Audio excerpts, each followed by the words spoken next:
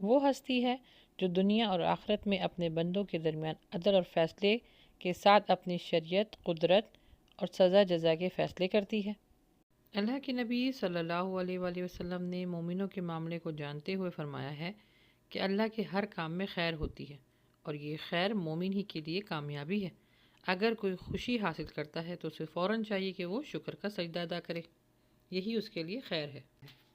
बस जिस किसी को अल्लाह की मार्फत मिल जाए तो वो बड़े मज़ेदार किस्म की ज़िंदगी गुजारता है। मज़े का मतलब ये है कि अगर वो दुआ करे और अगर वो दुआ कबूल ना हो तो इसके दिल में एतराज़ पैदा नहीं होता, क्योंकि एक मोमिन को पता है कि मेरे खालिक ने मुझको पैदा किया है, वही जानता है मेरे लिए कब और कैसे ये चीज़ कब मुमकिन है और कब बेहतर है,